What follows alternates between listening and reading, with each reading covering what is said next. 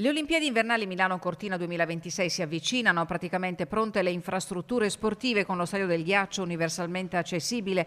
Si attendono le rifiniture allo sliding center. Sul piano organizzativo della sicurezza in primo luogo le novità sono arrivate dal briefing svolto dal sottosegretario all'interno Emanuele Prisco al comando provinciale dei Vigili del Fuoco. Oggi sono stati consegnati i lavori per il distaccamento di Cortina dei Vigili del Fuoco. Il Ministero è intervenuto su due distaccamenti che avevano con il demanio, che avevano le difficoltà anche strutturali, quindi Cortina e Feltre, per cui sono stati affidati i lavori. È stato fatto il punto sul potenziamento di mezzi e strumentazioni per il personale, 4 milioni di euro di investimento sull'intero Veneto, mezzi nuovi e specifici per innalzare il livello di sicurezza durante le Olimpiadi e strumentazioni di ultima generazione per la ricerca di persone scomparse. Accanto a questo abbiamo ovviamente valutato tutte le organizzazioni logistiche dei mezzi di soccorso, del potenziamento dei mezzi, del personale e delle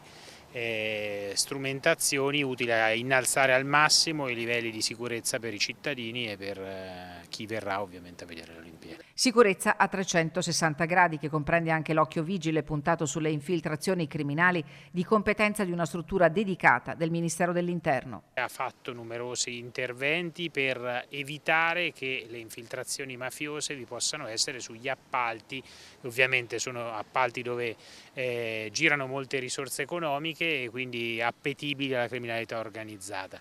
Sono stati 48 da inizio anno gli interventi della Commissione in tutte le aree attenzionate, che sono in particolar modo i cantieri di Milano Cortina e i cantieri del sisma del centro Italia, 6 da inizio anno proprio specifiche su aziende che avevano tentato di introdursi negli appalti di Milano Cortina. Sul fronte degli alloggi del personale delle forze di polizia il problema sembra superato per Cortina, mentre si sta lavorando per ricavare gli spazi destinati agli agenti destinati alla centrale operativa olimpica a Belluno. Si sta completando l'allestimento di quella che diventerà poi la zona COC della provincia di Belluno, proprio dentro il comando dei Vigili del Fuoco, l'ho anche visitata oggi e sarà proprio specificatamente per le Olimpiadi anche la sala operativa, rispetto alle quali stiamo organizzando tutti i livelli logistici necessari per partire a pieno durante le Olimpiadi.